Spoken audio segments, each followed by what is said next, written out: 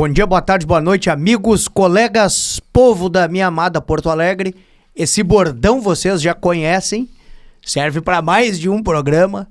Eu sou o Dr. Jefferson Oliveira e hoje nós estamos começando mais um Sala de Prescrição, aquele programa que vocês sabem, fala sobre tudo, fala sobre filosofia, fala sobre ciência, fala sobre medicina e fala inclusive sobre esporte e futebol. Claro que eu tô sendo um pouco irônico, porque o objetivo do programa é o futebol, ainda mais em períodos de Copa. Hoje eu tenho a honra de estar gravando e fazendo um debate, quase um cara a cara, com meu querido amigo Dr. Ricardo Nogueira. E aí, doutor Nogueira? Pois é, eu já tô treinado em fazer isso. Esses dias fizemos eu e o João Riso. E foi muito agradável. E hoje, agora que nós estamos entrando na fase do mata, né? O pessoal tem que prestar bem atenção. Que não é mata-mata. É mata. Quer dizer, o mata-mata é que tinha ido de volta, né? E o mata é uma partida única. E acabou, né? Tem prorrogação e pênalti e acabou, né? E no mata, uma equipe que não tem uma qualidade tão grande, se ela fizer uma estrutura, uma estratégia, vamos dizer assim, dar um exemplo, jogar bem fechada e jogar por uma bola, que como se diz, dá um contra-ataque, faz um gol e pode ganhar de uma equipe bem melhor. O que está me chamando a atenção nessa Copa são duas equipes. A França, por uma qualidade excepcional, os jogadores assim que não correm em campo, eles flutuam, né? Eles deslizam, né? É uma coisa impressionante, né? Eu não sei se é Olise ou Olise, né? Que joga com uma facilidade absurda. O Dembélé, né? Quando o Dembélé joga pro Mbappé, o Mbappé faz os gols, e quando o Mbappé joga pro Dembélé, o Dembélé, agora na última partida, fez 3 gols. Então a equipe da França, ela joga muito fácil. Parece que eles estão num padrão assim, que eles estão flutuando, né? Agora só que eu acho que eles estão tendo claro que eles são bem melhores que os outros, são superiores, e isso dá uma certa arrogância e uma certa onipotência. E aí deixa eles um pouquinho muito autoconfiantes, assim, como diz assim, a hora que eu quiser eu vou lá e ganho, né? Tipo a Holanda, né? A Holanda, que não tem estrela, né? Mas é um conjunto muito bom. E também é assim, né? Quando quer, vai lá e faz os gols que tem que fazer. Só que a Holanda pegou já no primeiro mata Marrocos. E Marrocos é uma grande equipe. Porque o fenômeno que está se vendo nessa Copa é que os jogadores, quase todos eles, jogam na Europa. Por exemplo, Marrocos, ninguém joga em Marrocos. A Federação de Futebol de Marrocos faz um trabalho desde do infantil. Eles olham meninos que são bons jogadores e que têm origem marroquina, e já começam a assinar contrato com eles para eles jogar pelo Marrocos. Então esse primeiro mata entre Holanda e Marrocos já é tipo uma quase semifinal. Vai ser o jogo mais forte. Porque se tu for ver o caminho da Argentina, é um passeio para chegar na final. Apesar que tem o Brasil, né? Mas se o Brasil passar. Se o Brasil passar. E outra coisa é o seguinte, eu acho a Argentina um time perfeito. Perfeito, na acepção da palavra. Por quê? Apesar dela ser mais lenta do que a França tem um futebol mais rápido, né? Ela joga mais lento, mas eles têm uma capacidade, por exemplo, o próprio Messi, né, com 39 anos, ele não corre, mas a bola chega nele, porque ele tem 2 companheiros de meio de campo, que é o Depou e o McAllister, que jogam para ele, e o time joga todo para ele, né? E a Argentina quer ganhar. Eu acho que a Argentina joga com mais gana, sabe? E eu acho assim o time da Argentina perfeito. Assim, o goleiro é perfeito, os laterais são perfeitos, os zagueiros. É uma equipe renovada com um veterano, que é o Messi, né, com 39 anos. Mas o resto da equipe, claro que o Depou e McAllister não são tão jovens assim, mas a Enzo Fernandes, tem um menino chamado Nico Paz, é uma equipe muito... E o futebol argentino, se nós formos ver, os clubes argentinos estão quase todos eles quebrados, com exceção do River, né? O próprio Boca, o grande Boca, está falido, né? Então se vê novos times, né, ganhando o campeonato argentino, pequenos times, né? Mas os argentinos bons estão tudo no exterior, né? E essa questão, os grandes jogadores, por exemplo, Costa do Marfim, República do Congo, a própria seleção japonesa que vai jogar contra o Brasil, quase o time inteiro joga na Europa. Né? Quase todo mundo joga na Europa, né? Então o futebol europeu hoje ele é predominante. Até o Cabo Verde. Até o Cabo Verde, exatamente. O Cabo Verde, os jogadores tudo jogam fora, todos jogam na Europa, né? E eu tô também Por exemplo, Estados Unidos e Iraque. O Iraque ganhou dos Estados Unidos, mas quem fez o gol era o principal jogador que joga na Europa. Não adianta, a concentração é no futebol europeu. Eu queria fazer um registro que eu não... Vocês percebem isso? A enciclopédia de conhecimento que é a respeito de futebol, o Dr. Nogueira. Então quero elogiar o Dr. Nogueira e dizer pro Dr. Nogueira que ele tem um fã que deve estar nos assistindo agora, que é o Dr. Celso Oliveira. Beijo pra ele, que é o meu pai. Ele sempre fala, sempre fica impressionado com a quantidade de jogador e como o senhor entende futebol. É que eu amo futebol e eu ouço futebol desde os meus 2 anos de idade. E aos 2 anos de idade, o meu pai me botava no colo para nós ouvirmos os jogos da Copa do Mundo. No colo. E ele me mostrava uma fotografia com a bandeira do Brasil, aonde tinha a escalação da seleção de 1958. E ele fez eu decorar. Então eu vou te dizer aqui, pro teu pai essa. De Sordi, que jogou todos os jogos da lateral direita e só na final se contundiu e entrou de Djalma Santos. De Sordi... Goleiro era o Gilmar. O Gilmar, que ficava no meio da bandeira. Acho que a zaga já era Mauro e Bellini, não era? Não, era Bellini e Nilton Santos. Nilton Santos jogava de zagueiro. Ele não jogava do lateral esquerdo, a famosa que ele dá um passinho para fora da área no pênalti. Na Espanha, no jogo contra a Espanha, né? Mas nessa foto ele tá de quarto zagueiro e de lateral esquerdo tá o Zósimo. E o meio de campo é Zito e Didi. O ataque é Garrincha, Pelé, Vavá e Zagallo olhando para cima. Porque na foto o Zagallo tá olhando para cima. Eu tinha 2 anos de idade e aí eu gravei. E eu ouvia no rádio no colo do meu pai. E tem uma curiosidade, eu não sei se ele não é o único, mas se ele não é o único, é dos pouquíssimos. O Zito fez gol na final das 2 Copas. Não, e outra coisa interessante, o Zito não era titular, o Garrincha não era titular e o Pelé também não. O titular no lugar do Pelé era o Dida do Flamengo, no lugar do Garrincha era o Julinho Botelho, e no lugar do Zito, realmente eu não lembro quem era o titular. Em 58, não sei, mas em 62 eles botaram o Amarildo. O Amarildo entra no lugar do Pelé. Numa partida. Não. Mais de uma partida, porque o Pelé se lesiona, né? É que 62 é a Copa do Garrincha. Até tem uma música que o pessoal tá cantando, né? Em 58 foi Pelé, em 62 foi Mané, em 70 foi o Esquadrão, Em 94 foi Romário, e 2002 eu não sei quem é que eles falam.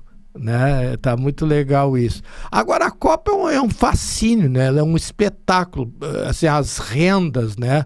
48 milhões em média de renda, 48 milhões. As rendas aqui do Campeonato Brasileiro, as maiores no Maracanã é 3, 4 milhões. Os estádios todos lotados, inclusive em jogos assim... Não, estádio com capacidade de 80 mil pra cima, né? Isso aí é uma coisa... Como os caras conseguem, impressionante. E outra mudança que interessante dessa Copa é a parada para hidratação, né? Que no início o pessoal vaiou, porque quando o time tá ganhando e tá embalado, parece que a parada tira o embalo do time, mas para quem está perdendo é bom. Mas agora o que eles fazem? Eles botam as pessoas no telão, botam uma música.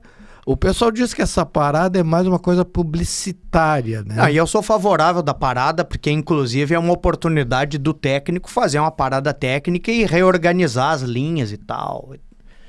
E eu queria voltar para a questão da Argentina. Porque a impressão que eu tenho olhando o futebol argentino é que a seleção argentina, porque eu sinceramente não acompanho de perto os jogos do campeonato argentino, mas a impressão que eu tenho é que a seleção argentina, desculpe, conseguiu resgatar o jeito argentino de jogar futebol.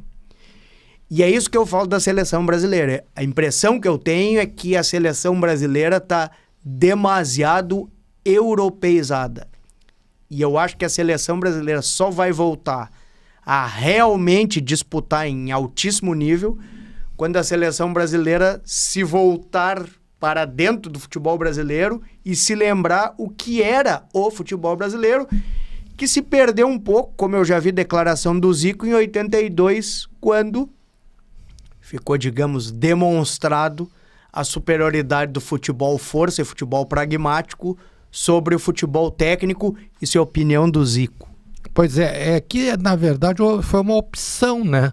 A partir do momento que o Brasil espera 3 anos para contratar o Ancelotti, foi feita uma opção, né? É uma opção que a Confederação Brasileira de Futebol, a CBF, fez. O Ancelotti, ele é singular. Ele não tem um esquema de jogo, como tem, por exemplo, o Guardiola. Né? O Guardiola é o tic-tac, né? O que ele copiou, ele aprimorou do Cruyff, né? Que o Cruyff já tinha imposto isso, a forma de jogar do Barcelona.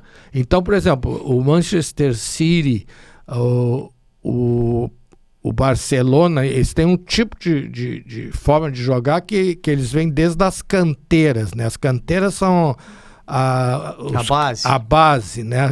Esse termo é usado mais na Argentina, não sei se na Espanha é usado. Agora, o Ancelotti, ele ganhou tudo, em todos os clubes que ele disputou.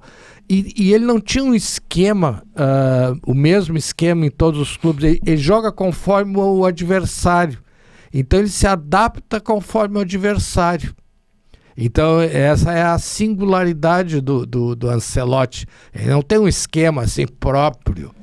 O que eu vou elogiar o Ancelotti, e de certa forma me surpreendeu,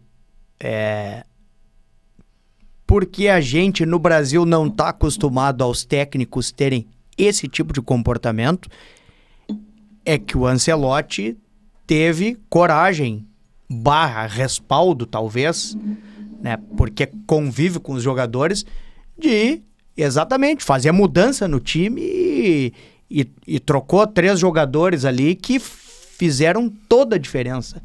Isso é uma coisa que eu tenho que elogiar muito o Ancelotti, que ele percebeu o que ia dar mais mecânica para o time. A gente, inclusive, está gravando esse programa pela manhã, então a gente ainda não sabe o que deu o resultado Brasil e Japão. Mas eu tenho... O que eu vejo de característica do Japão que pode nos surpreender? O que o Japão vem mostrando. O Japão tem essas bolas de profundidade e jogador rápido, né? Eu não sei como é que a nossa zaga vai se comportar em relação a isso. E o contraveneno do Japão é que o Japão é muito bem montado no pragmatismo de marcação e eu espero que os nossos jogadores, o Vini Júnior, consiga quebrar a linha para conseguir penetrar na defesa do Japão. O que o senhor acha? Pois é, pelo que eu ouvi ontem, é que na verdade eu ouço todos os programas e vejo, né, da Copa, né, e de futebol em geral, eu vejo até da Série B, né? O Japão, a força dele é pelas alas, pelas laterais. Eu creio que aí é a força e a vulnerabilidade. Por quê? Porque o Brasil tem Vini Júnior e Ryan, que são excelentes, que são jogadores definidores. Então, como o Japão vai atacar muito pelas laterais, eles vão deixar um flanco, né? Provavelmente, talvez os volantes possam tentar fechar ali. Agora, um fato que tem que chamar a atenção é que o futebol japonês e essa seleção está muito forte porque eles jogam na Europa. Porém, o futebol japonês ele tem uma influência brasileira. A técnica japonesa ela foi aprimorada por jogadores brasileiros. Então o Zico foi jogar lá, vários foram jogar, mas vamos falar os mais famosos. O atual técnico da seleção japonesa jogou num time que o Silas jogou. Te lembra do Silas, que era do São Paulo? E que jogou na própria... Sim, claro. Na própria seleção brasileira. Eles jogaram no mesmo time. E esse técnico, ele tem uma admiração muito grande, porque o pessoal fala muito no Zico, mas no Falcão, porque o Falcão, em 94, se não me falha a memória, foi treinador da seleção japonesa. E o Falcão falava muito em técnica, em posicionamento, segundo ele. Né? Eu acho que o Falcão aqui no Brasil, por exemplo, também foi técnico da seleção brasileira, mas não foi bem sucedido. E nos clubes de futebol, o Falcão não fica muito tempo, sempre dá problema. Né? Aqui no Inter mesmo ele ficou como treinador, 40 dias, não foi? É, né? E outro que jogou lá, mas não é citado, porque não é o tipo do jogador com uma técnica refinada, mas que é muito popular e é ídolo lá no Japão, onde ele anda, é o Dunga. O Dunga também jogou no Japão. O pessoal diz que teve um jogador, eu não me lembro quem foi, que estava com o Dunga no metrô, e o Dunga disse, não, tu vai ver, quando eu descer aqui vai ser difícil. E foi numa praça pública e depois reconheceram o Dunga, não conseguia se mexer, porque diz que eu tenho uma adoração pelo Dunga lá. No time onde ele jogou. O Zico tem estátua no Japão, né? O Zico é o grande... Assim como foi o Pelé nos Estados Unidos, né? Quando o Pelé vai jogar no Cosmos, né? Em Nova York, né? E agora o Messi, tá lá o Messi, o Depou, o Luizito Soares, todos no time do Miami, né? Tentando fazer com que o futebol... E essa Copa, creio eu, que ela vai popularizar muito o futebol masculino, porque lá nos Estados Unidos o que é popular é o futebol feminino. O futebol feminino dos Estados Unidos é o melhor do mundo. Já foi campeão várias vezes. Lá a característica são as meninas a serem boas jogadoras de futebol. Apesar que eu acho que essa seleção dos Estados Unidos eu tô gostando dela. Tá jogando muito bem, apesar de ter perdido pro Irã, mas perdeu quase na bacia das almas, porque começaram perdendo, empataram, tomaram a virada, fizeram o 2-2 com muita imposição e tomaram o terceiro gol do meio do segundo tempo para frente, né? Pois é, agora por falar em Irã, Irã...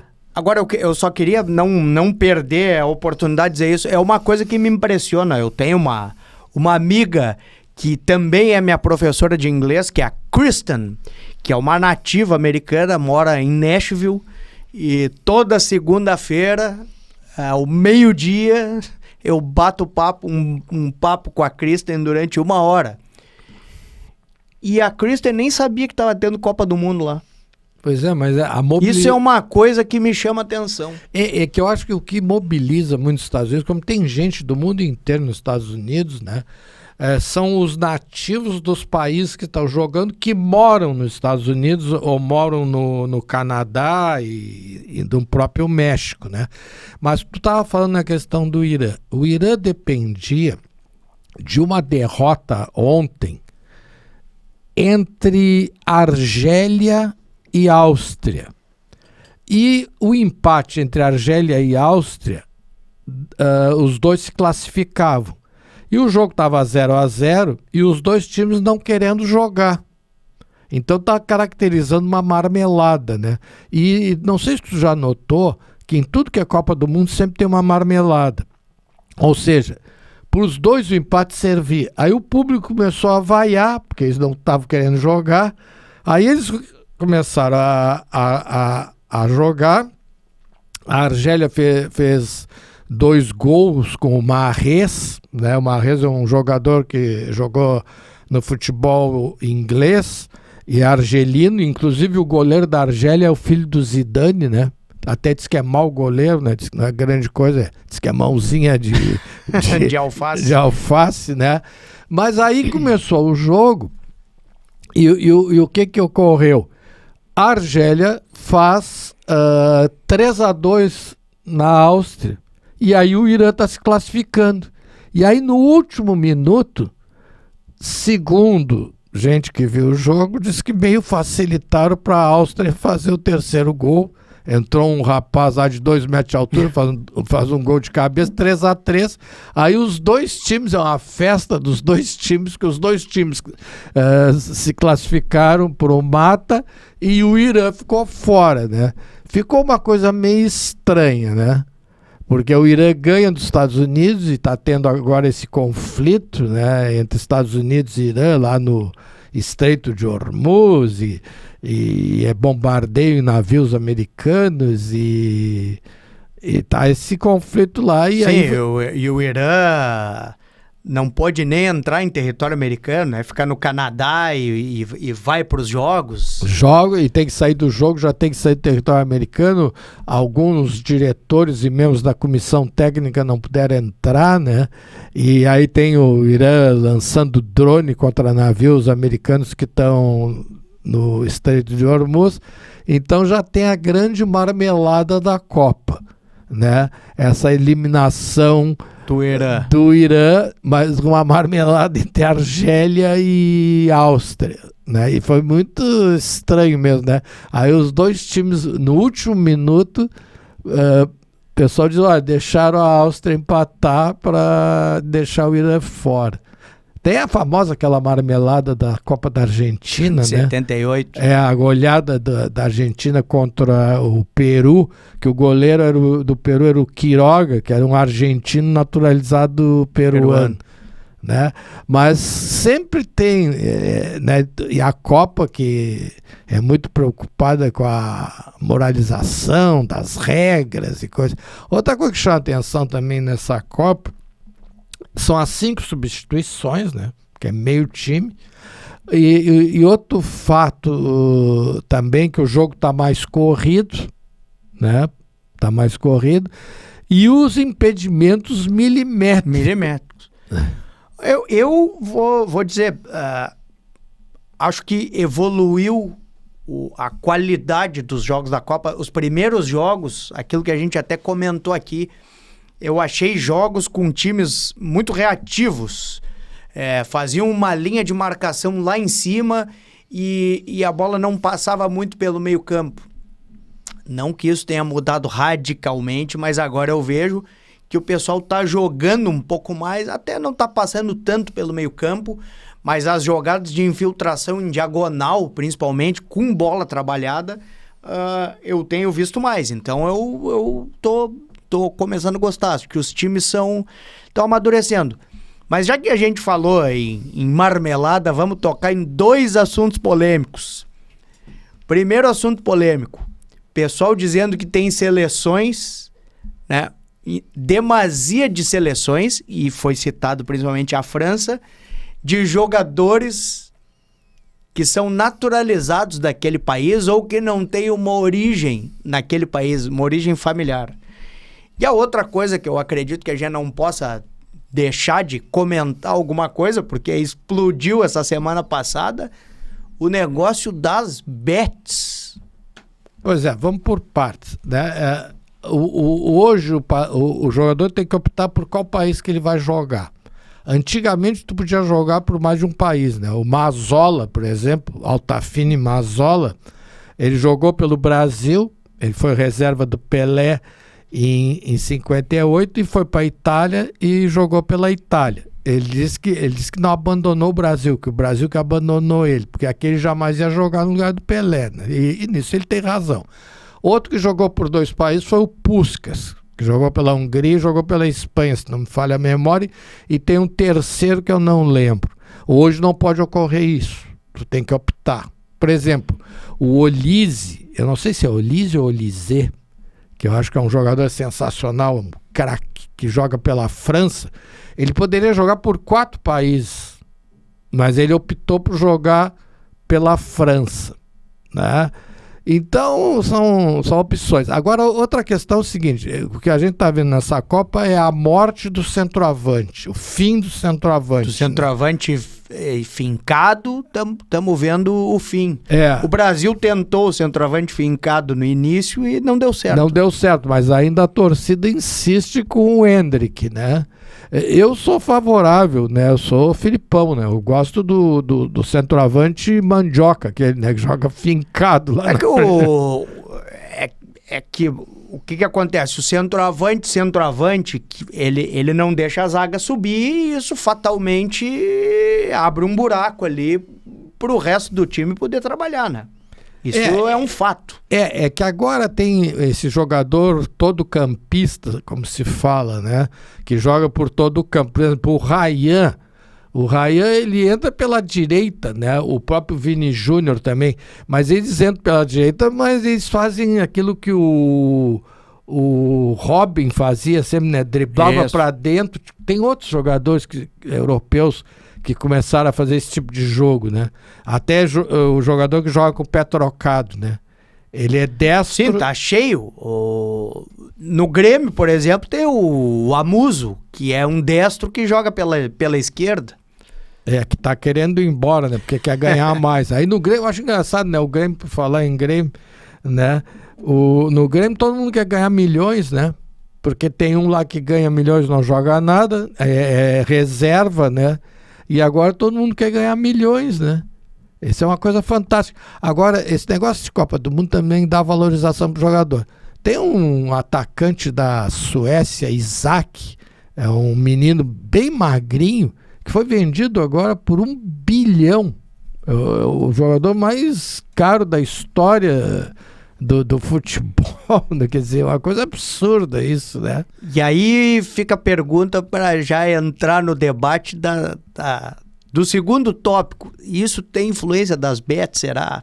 Creio que sim, porque eu acho o seguinte, que esses valores, eles caracterizam lavagem de dinheiro, né?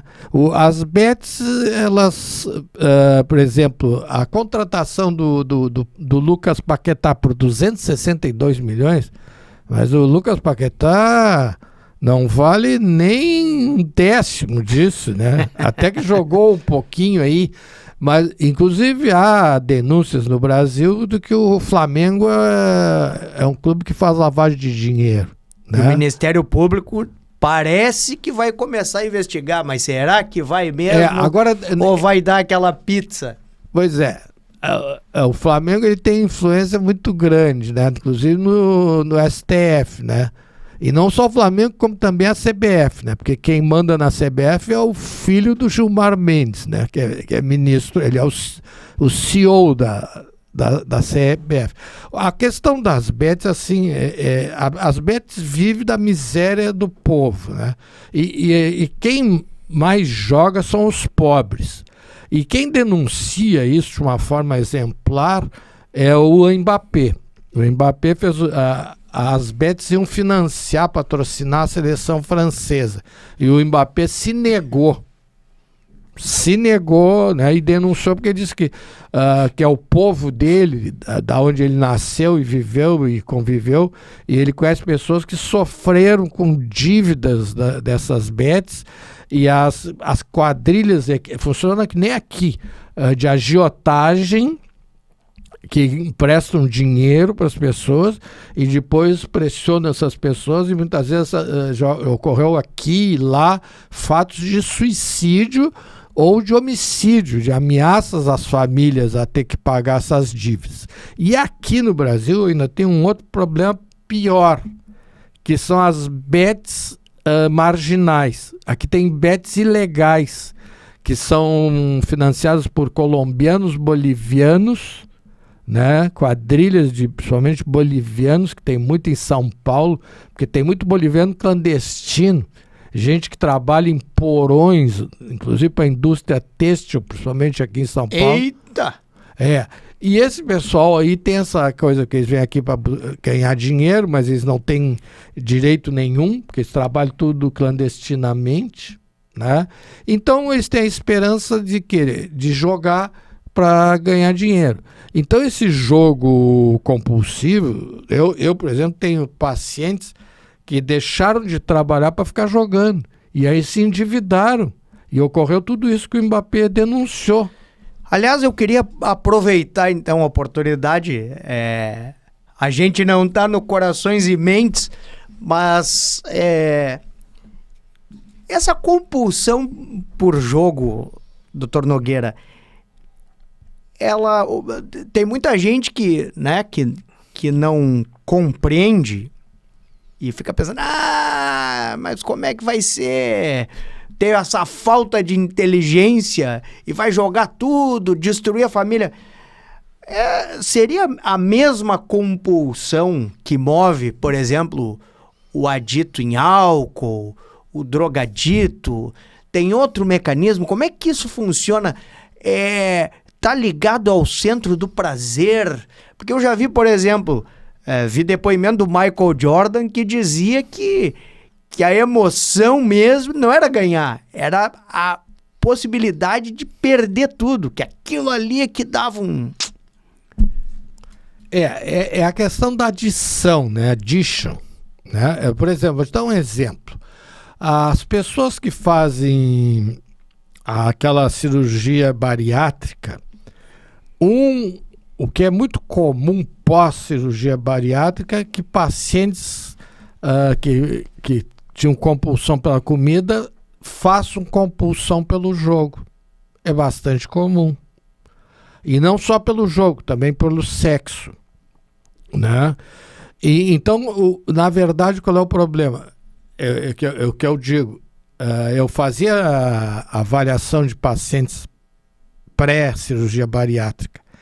Se a pessoa tem addiction, ela tem um transtorno de adição, ela não tem que operar o estômago, ela tem que operar a cabeça, né? Porque ela troca uma adição por outra, ou é por jogo, ou é por sexo, ou é por droga. Mas daí por sexo, no caso masculino, tem que ter um segundo componente, que é a possibilidade de fazer, né? Bom. Aí a indústria farmacêutica lucra também, porque olha aí, ó, vende Tadalafila e Viagra e não sei o que. Testosterona, né? Mas essa questão da adição é que a questão do jogo compulsivo, ela já é anterior. Vamos pegar, antes das bets, nós tínhamos e temos os bingos, né? Os bingos, esse é um fato mundial, né? Então, por exemplo, os idosos gostam muito de bingo. Tu já foi a cassino? Já fui a cassino. Tá, qual é a característica da arquitetura de um cassino? A luz sempre é a mesma, a gente não sabe se é dia, se fica muito tempo lá, não sabe se é dia, não sabe se é noite. Uma coisa que eu notei, o pessoal que trabalha fazem a troca de turno e no lugar daquele garçom ou daquela garçonete entra um outro bem parecido pra gente perder a noção do tempo e mantém sempre o alto astral.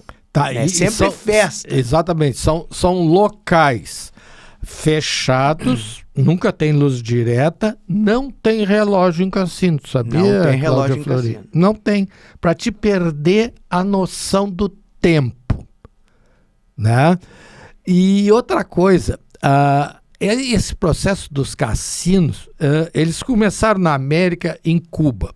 A máfia americana construiu seus primeiros cassinos em Cuba.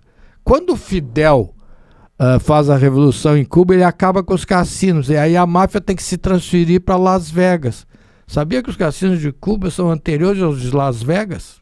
Não sabia. Pois é, eu descobri isso há pouco. E o jogo tem no mundo inteiro.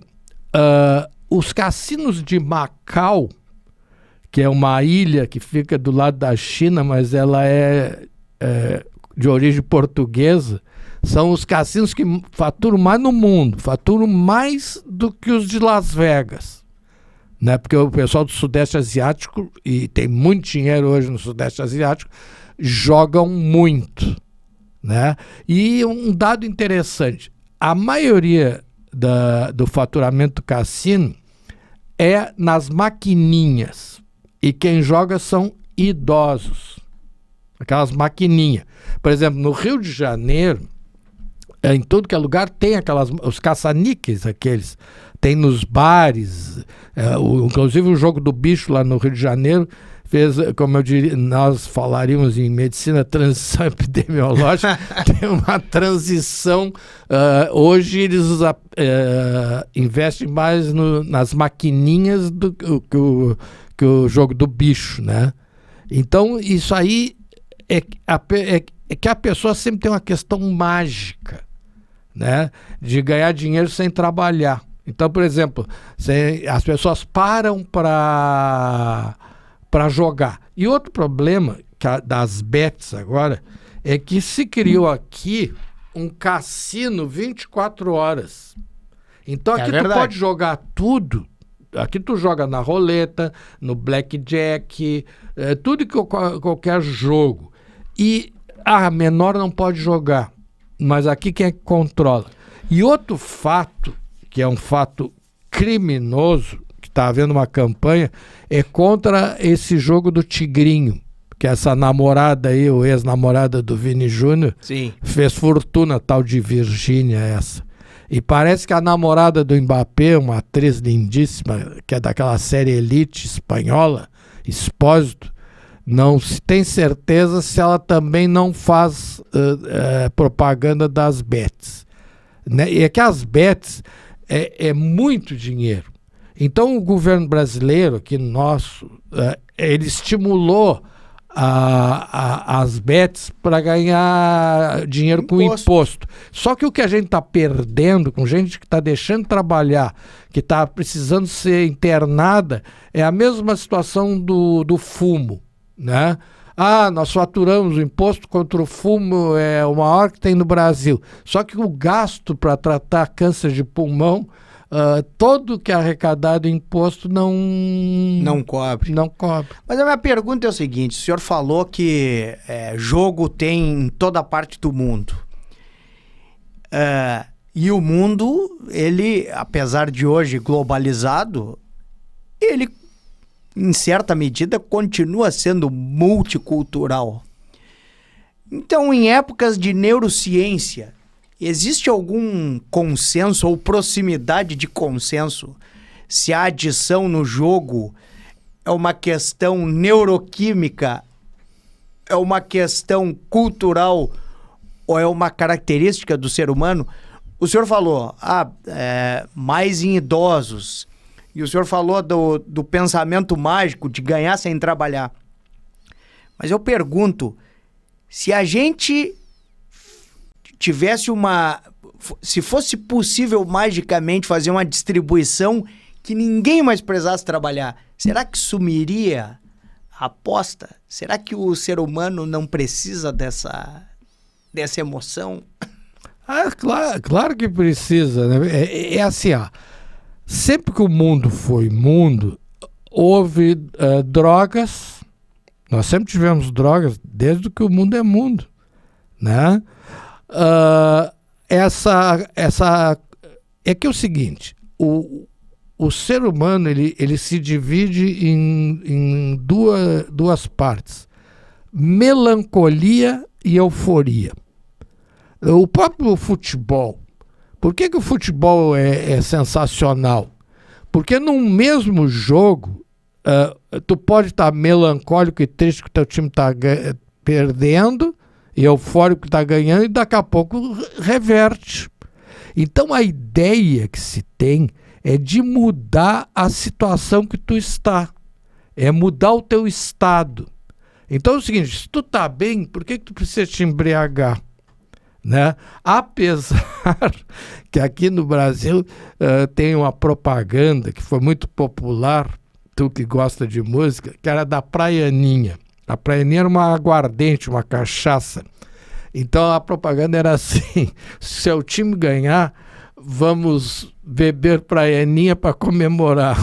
Se o seu time perder, vamos beber Praianinha para esquecer. E ainda tinha uma outra propaganda: se esfriar, vamos tomar Praianinha para aquecer.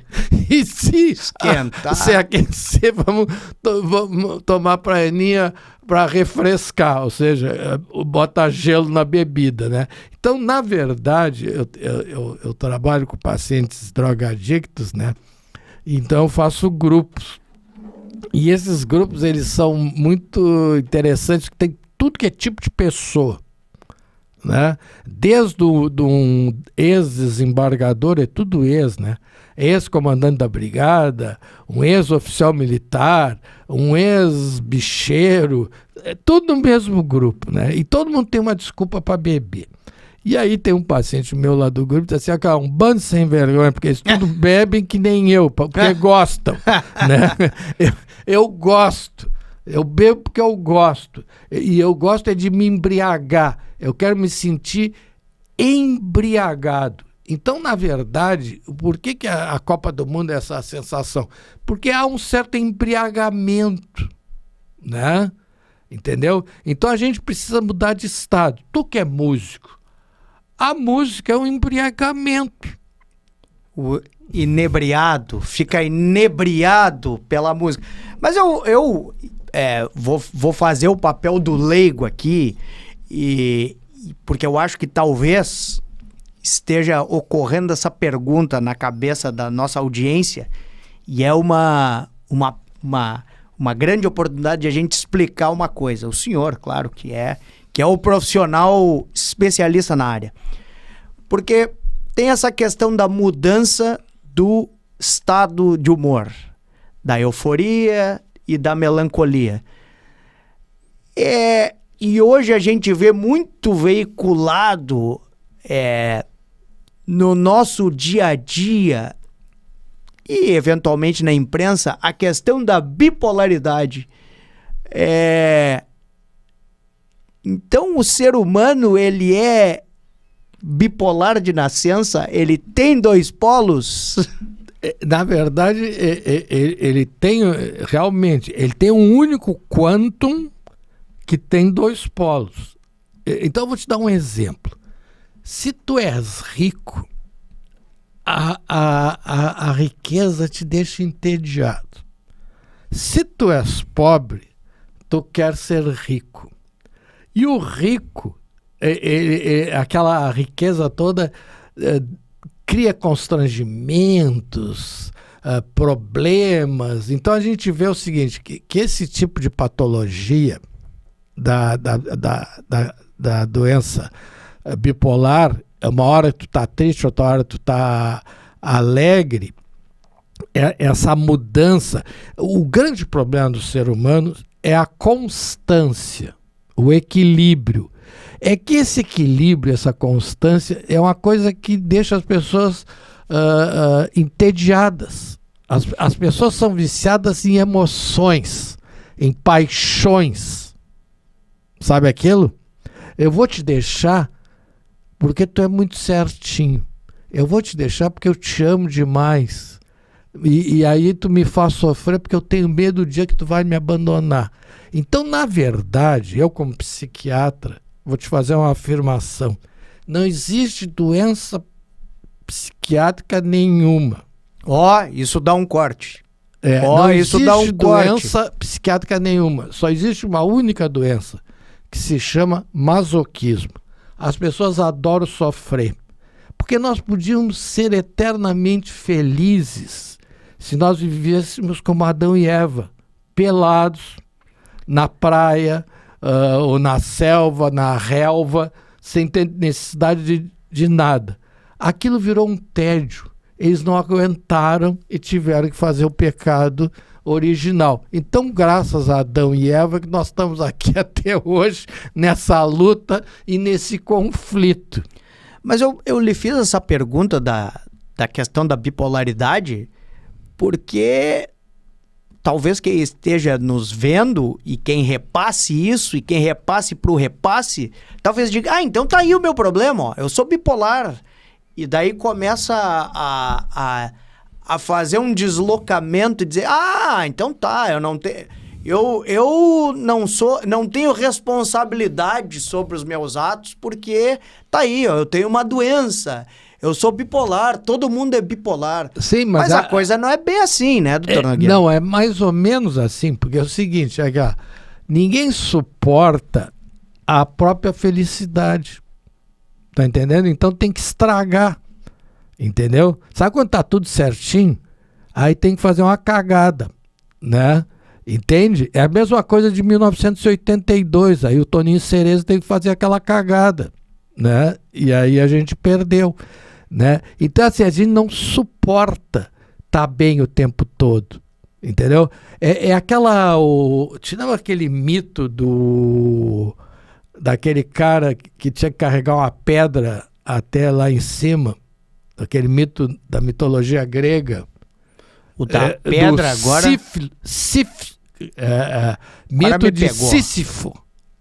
Que ele tinha que carregar a pedra, quando chegava lá, a pedra caía de novo e ele tinha que continuar carregando a pedra. Aí, como diz o outro, pra que carregar essa porra dessa pedra? Carrega porque quer.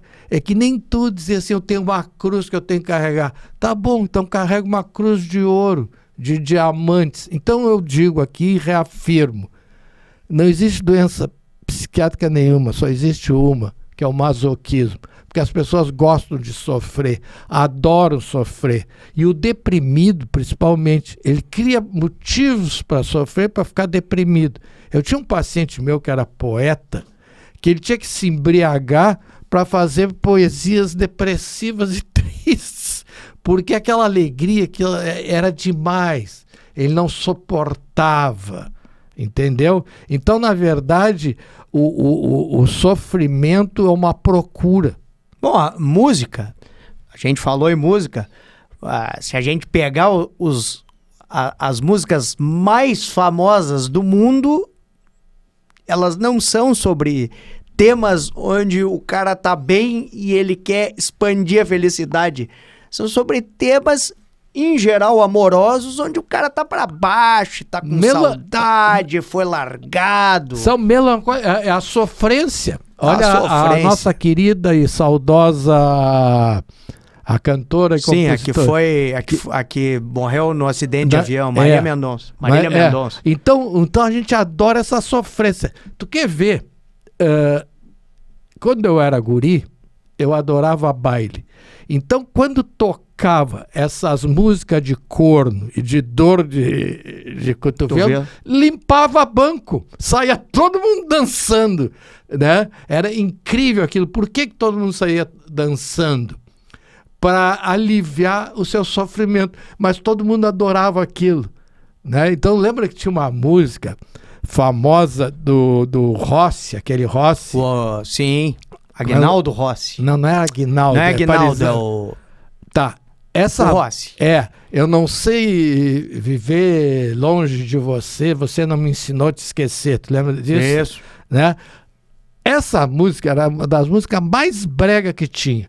Aí o Caetano Veloso gravou Pronto. Virou o maior hit, né? Então, assim, é que nem tu ouvi todas as músicas do Roberto Carlos cantadas pela Maria Bethânia. Mas é tudo uma melancolia. Aqui, ó, o Roberto Carlos, aqui agora é pra ti. O Roberto Carlos só fez sucesso quando era corno. Reginaldo Rossi. Todas as músicas de corno do Roberto Carlos é um sucesso, te lembra? Sim. Detalhes, emoções. Outra vez. Dá pra desfilar Isso. Quando ele entrou naquela época lá religiosa, de Jesus Cristo, aí ele começou a decadência dele. O Tim Maia foi a mesma coisa. Quando ele entrou naquela época lá, que ele virou meio religioso, também. Então, nós estamos fazendo aqui uma mística, uma mistura de futebol com... Que é o típico do sala de prescrição. Mas aí eu vou fazer uma outra pergunta, que é o seguinte: trazendo para o nosso esporte da atualidade, o futebol, mas embora a gente goste de sofrer, como o senhor disse, né? Talvez a gente goste mais de vitória apertada do que goleada tranquila. E é mesmo, né? Quando o time faz 3-0 no primeiro tempo, parece que aquilo ali fica sem graça e a gente, vamos ter que arranjar outra coisa pra fazer. Mas a gente gosta de ver o time ganhar no final. Ninguém fica feliz que, mas no final perdeu. Não. Então tem que ter na verdade, um Shangri-La. Não, é que na verdade a gente adora de fazer a volta por cima. Porque é o seguinte, o cérebro humano, o maior prazer do cérebro humano é a vingança. O maior prazer do cérebro humano é a vingança, a revanche, a volta por cima. Em todas as novelas, o maior ibope é quando a traída se vinga daquela que lhe fez mal. A famosa surra da Suzana Vieira na rival dela lá. É o maior ibope da história da televisão brasileira. Então, o Conde de Monte Cristo, né? O exemplo é a crucificação de Cristo e a ressurreição. É a volta por cima. Então, a ideia da volta por cima é o seguinte: o Brasil sempre foi campeão quando não era favorito. Agora, quem são os favoritos? A França, a Argentina e o Brasil não é. Mas nós temos no fundo, uma esperança que nós vamos virar esse jogo. É ou não é? Né? É a da revanche. Então agora que eles estão achando que nós estamos por baixo, esses argentinos nojentos, com esse time maravilhoso, com esse Messi fazendo maravilhas, né? Não, mas o Vini Júnior, que eu nem simpatizava com ele, agora ele vai dar um jeito e o Endrick vai entrar. Mas o Vini Júnior, mas na sua opinião, não ficou a descaracterização que o Brasil sofreu cultural? Será que um estrangeiro vai conseguir dar o sentido de nacionalidade para o jogador brasileiro, de ele querer lutar pela sua seleção? O senhor vê que se isso acontecer, né, vai ser um caso icônico de ter que vir um estrangeiro para trazer de volta o nacionalismo, no melhor sentido da palavra, o sentido de nacional, de querer lutar pela sua seleção, para o jogador do Brasil. Pois é, mas é o seguinte, o que está se vendo nessa Copa é um sentimento de nacionalismo. Então, esses jogadores que jogam na Europa, que nasceram, por exemplo, tem um país aí que a maioria dos jogadores, acho que é Costa do Marfim, nasceram na Holanda, por exemplo, mas jogam por Costa do Marfim. Então, eles jogam pelo povo deles, pelos pais deles. Por exemplo, a seleção francesa, que não parece não ter tanta gana como tem a Argentina, ela joga pela unidade da França, porque eles jogam, quando o Mbappé se coloca contra as bets, ele está defendendo o povo dele. Então, essa seleção francesa é a unidade atual do povo francês. Eles são tudo de origem estrangeira, a França é um país tomado, né, invadido. Né? Eu adoro Paris, adoro a França, mas cada vez que eu vou lá, eu me sinto cada vez mais... Menos da França. Menos da França, né? Eu tô quase islâmico já, né? Qualquer dia eu vou ter um harém, né? Agora... Boa! A Argentina é um país que está sofrido. Um país que é meio contraditório, né? Nos Jogos da Argentina tem 80 mil argentinos lá, mas é que são 80 mil argentinos que moram nos Estados Unidos. Em Miami tem 300 mil argentinos, né? A própria outros países. Então eles jogam com gana. Por exemplo, o Messi, né? O Messi já foi campeão, ele é bilionário, mas eles jogam e pela característica do futebol argentino, um futebol mais lento, mas com muita garra e com muita malícia. Olha aquela malícia do goleiro argentino. E creio que isso está contaminando os jogadores brasileiros, né? Eu acho que agora que eles estavam fora, tudo milionário, mas agora começaram as críticas, e nisso as críticas, né, a dizer, olha, vocês não estão jogando nada, e isso aí começa a tocar na honra deles, né, e as famílias começam a reclamar, e o pessoal começa a mandar recado, olha, tá mal, porque aqui tem 200 milhões de treinadores, né? Tem que jogar com garra, com força, né? Então, a partir do momento que a seleção se embutir, se contaminar com esse vírus de garra e de vingança, né? De mostrar, por exemplo, eu tenho muita fé no Neymar, porque o Neymar, ele quer brilhar como ele sempre brilhou. E por exemplo, os japoneses estão dizendo que ele tá velho. Ele tá velho mesmo. Dá pra ver que ele tá sem embocadura. Né? Tá mas eu creio que se ele entrar, ele vai jogar assim com uma gana, vai dizer assim, eu voltei. Eu sou o cara. Agora, né? Pra ficar, porque aqui é o meu lugar. É exatamente isso, ó. Puxamos o Roberto Carlos. Exatamente. Ó. Então, o que a gente puxa? Lá da nossa tristeza, da nossa melancolia, o que a gente quer nós todos? A gente acha e tem clareza, se a gente pensar com serenidade, que a nossa seleção não tem chance. Agora, se der, como é mata, o jogo é mata, é um jogo só, né? É um torneio, é possível. Entendeu? Então, assim, ó, se todo mundo se atirar... É assim, numa guerra, numa batalha, num confronto, tu sempre tem que dar uma porta de saída pro teu inimigo. Uma saída honrosa. Uma saída, como dizendo, tu pode fugir. Só que nós estamos embretados. Então, quando tu tá ali naquele canto, por exemplo, se eu te embretar ali naquele canto, tu vai vir contra mim desesperadamente, porque se eu te embretar ali, eu vou te matar. E aí tu vai vir para me matar, para te salvar. Então, creio eu que o povo brasileiro que está sofrendo com essa inflação, nós nunca tivemos um endividamento tão grande, com o número de pessoas endividadas até por questão de jogo, das tais bets aqui no Brasil, nunca foi visto. Nós nunca vimos tanta ansiedade, tanta depressão, tanto suicídio no Brasil, até por causa disso mesmo. Então, eu creio assim, que o jogador brasileiro vai querer dizer assim, eu vou querer ser um Romário para dar essa alegria pro povo brasileiro, entendeu? Né? Para dar um alívio para esse povo tão sofrido. Deus lhe ouça, doutor Nogueira. Eu só queria fazer dois comentários. O primeiro, não me veio uma expressão melhor e saiu nacionalismo. Pode ter gente aí que né, fique contrariado com a palavra nacionalismo, então vou substituir pelo ufanismo.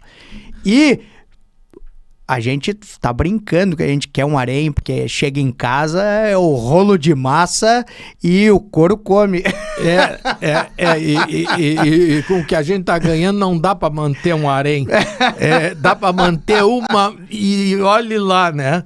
E na verdade eu acho que a palavra talvez nacionalismo seja equivocada, porque nacionalismo quer dizer que a gente é superior aos outros. Talvez seja patriotismo. Nós queremos defender a nossa pátria. Isso aí. Né? Então a gente quer mostrar para eles que nós podemos ganhar, que se a gente se esforçar, se a gente trabalhar, se botar a alma, botar o suor ali, talvez seja possível. Bom, estamos no final do programa. Quero agradecer a todos vocês que nos acompanharam até aqui. Infelizmente, a gente gravou o programa sem saber o que aconteceu com o jogo do Brasil contra o Japão. O que o senhor acha que aconteceu, doutor Nogueira? Eu acho, na verdade, que nós estamos tão ansiosos com esse jogo que a gente desviou do assunto, né? Nós fizemos a verdadeira lira do delírio aqui. Né? Nós estamos no aquece pro jogo. Então, quando a gente está com tanto medo, porque no fundo, a gente está com medo de ser eliminado até para esses japoneses aí. E se nós for eliminado, vai ser uma vergonha, aí vai ser um horror. Vai ser a primeira vez de novo, porque nós estamos na fase do 16avos. O Brasil nunca foi eliminado num 16avos. Aí vai ser um pouquinho melhor do que o Uruguai lá, que foi uma vergonha, que ficaram já na fase de grupos. Aí nós vamos cair na real, né? Vamos cair o seguinte, estamos nessa nhaca financeira e econômica e o futebol que sempre foi que nos salvou, né? Que nos dava uma alegria, nem isso, né? Então eu creio que isso aí deve estar pesando nos corações e mentes dos nossos jogadores. E é claro, a gente sempre tem esperança, né? É a coisa do jogo. Isso também é um jogo. Nós estamos apostando, né? Apostando numa vitória, né? E como diz o próprio Ancelotti, né? Calma, nós estamos preparados para tudo, para prorrogação, para os pênaltis. Já fomos campeões nos pênaltis. E talvez hoje até chegue lá, né? Então eu creio que nós vamos passar as próximas horas aí, vai ser uma agonia. Tenso. Eu não vou estar em agonia, porque a essa hora que estiver passando o programa, eu vou estar terminando o ensaio com os Hound Dogs pro nosso próximo show em Bagé, no dia 10 de julho. Então, eu vou passar tranquilo, só vou saber quando terminar. Mas o que eu acho que aconteceu foi Brasil 1-0.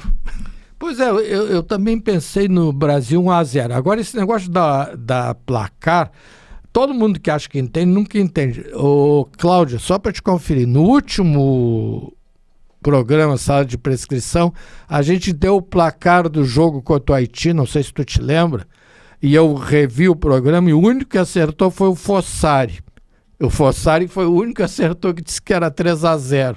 Eu, como sempre sou pessimista, né? E a Cláudia Fleury disse que hoje vai ser 3-1. Aquele dia o Fossari deu 3-0 e eu disse que era 1-0 pro Haiti, porque o Haiti é aqui, né? Mas desse meu jeito... Brincadeira. Sarcasmo. Hoje eu quero ganhar no último pênalti. É que eu gosto de sofrer, eu sou masoquista também. E vocês é que vão dizer se a gente acertou, se a gente errou. O que eu quero já agradecendo o doutor Nogueira e, de novo, agradecendo a vocês que sempre nos dão essa oportunidade de ouro de poder entrar na casa de vocês, na vida de vocês, no dia a dia de vocês, e nos ajudar a pensar um pouco sobre esporte, futebol, filosofia, pensamento humano. O que eu quero dizer é que, independente do que aconteceu, vai Brasil! E a gente volta na semana que vem com mais um Sala de Prescrição. Obrigado e até mais.